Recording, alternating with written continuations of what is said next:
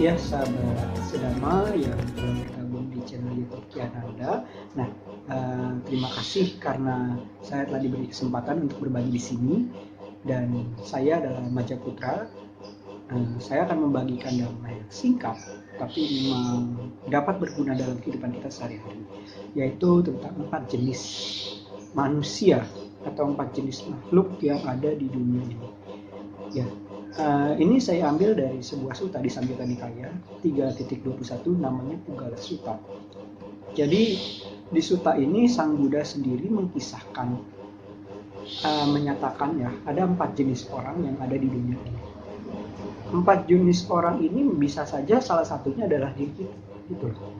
Bisa juga memang orang-orang yang ada di sekitar kita, gitu. Apa sih 4 jenis orang ini? Yang pertama adalah seseorang itu yang memang masa hidupnya gelap, lalu mengarah lagi menuju ke kehidupan yang gelap juga.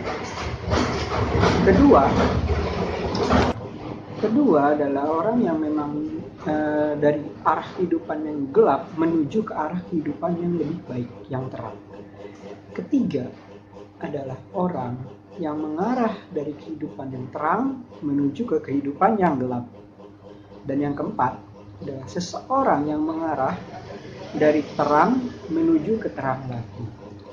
Kita akan bahas satu persatu. Nah, apa sih yang dimaksud dari gelap menuju gelap itu? Maksudnya seperti ini. Ketika seseorang terlahir di keluarga yang rendah, gitu ya, misalkan dia nasibnya menjadi tukang kebun, pekerja, kuli kasar, pokoknya pekerjaan-pekerjaan yang memang usahanya perlu keras, hasilnya tidak seberapa. Atau mungkin dia terlahir di keluarga yang memang merupakan kaum buangan, ya. Nah, dengan keadaan ekonomi yang papa itu, dia tidak berusaha untuk melibatkan dirinya kembali dalam perbuatan baik, ya, baik itu melalui perbuatan, ucapan ataupun pikiran. Tapi sebaliknya dia malah melibatkan diri dia ke dalam perbuatan-perbuatan buruk. Hasilnya apa? Karena di dunia ini ada hukum karma, maka sebagai akibatnya ia akan mengalami perbuatan yang buruk. Hasil perbuatan buruk itu di kehidupan mendatang, dan dia akan terlahir kembali di alam rendah atau di alam dengan kondisi yang menyakitkan, yang menderita. Nah, kemudian apa sih yang dimaksud dengan mengarah dari gelap menuju terang? Ya, ini seperti tadi, orang itu memang terlahir di keluarga yang rendah, keluarga yang menderita, misalkan sebagai tukang sapu, sebagai kaum buangan, pemulung dan sebagainya.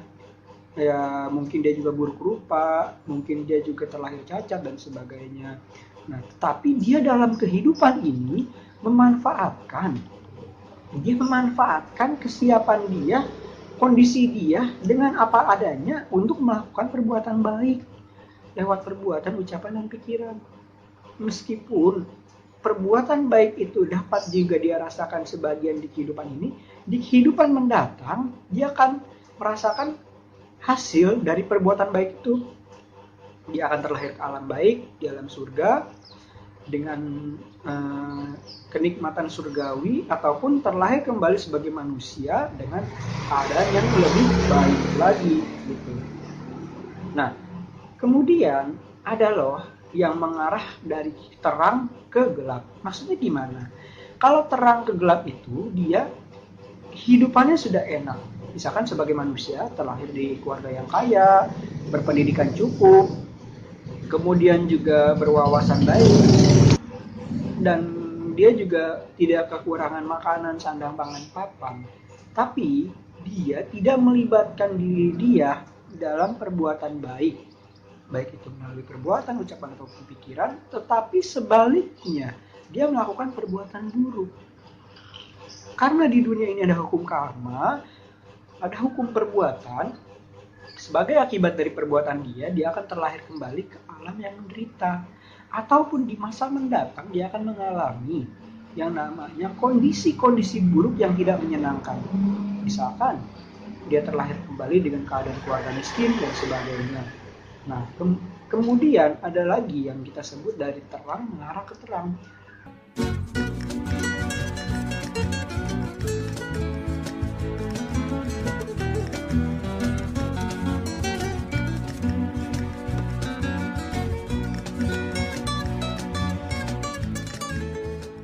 Dari terang mengarah ke terang. Ya, maksudnya gimana? Ya, di kehidupan ini dia sudah cukup, sudah enak gitu loh ya.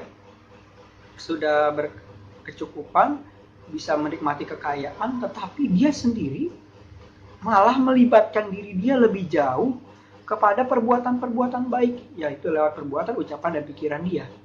Nah, karena akumulasi dari perbuatan-perbuatan baik inilah, di kehidupan mendatang, dia akan terlahir kembali ke alam yang bahagia dengan kondisi yang bahagia. Misalkan ke alam surga kah?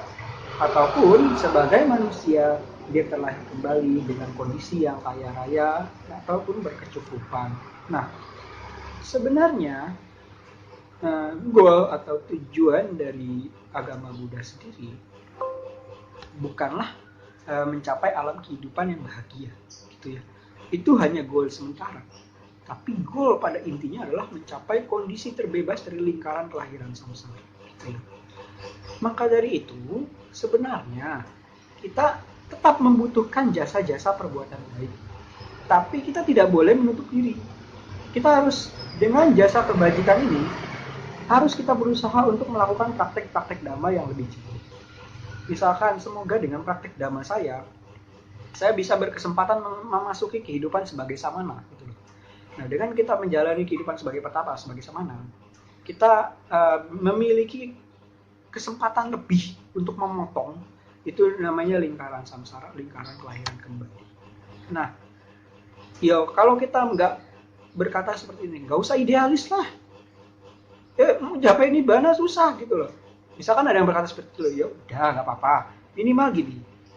Meskipun saya tidak dapat mencapai sotapanna, tidak dapat mencapai nibbana, tapi saya bisa mencapai sotapanna dulu.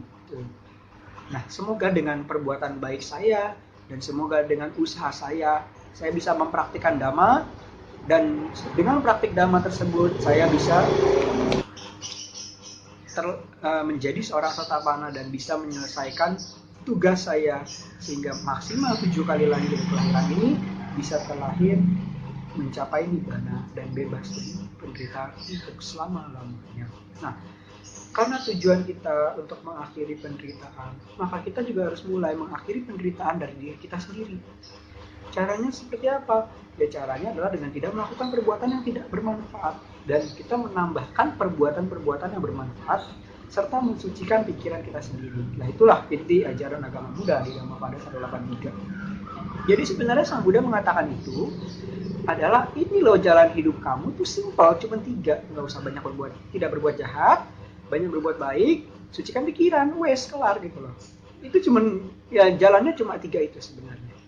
Jadi jalan yang diajarkan oleh Sang Buddha tidak muluk-muluk, hanya simpel, itu saja 3. Cara pengamalannya adalah lewat jalan mulia berusia 8. Ya, pandangan benar, pikiran benar, ucapan benar, perbuatan benar, kehidupan benar, daya upaya benar, penyadaran benar, dan samadhi yang benar. Hanya itu saja, sangat simpel. Kalau kita mau menjadi orang yang dari gelap menuju terang, misalkan dengan keadaan kita yang papak melarat saat ini, kita mau menjadi terang di kehidupan mendatang ataupun di masa depan, ataupun kita mau menjadi, ya saat ini sudah terang, mau menjadi lebih terang lagi, caranya sangat simpel. Jalankan ajaran Buddha dengan baik, yaitu jangan berbuat jahat, banyak berbuat baik, sucikan hati dan pikiran. Demikian itu saja yang dapat saya bagikan pada kesempatan kali ini. Semoga dhamma yang saya bagikan dapat bermanfaat bagi kita semua. Terima kasih. Salam dhamma dari saya, Satya Namo Buddhaya.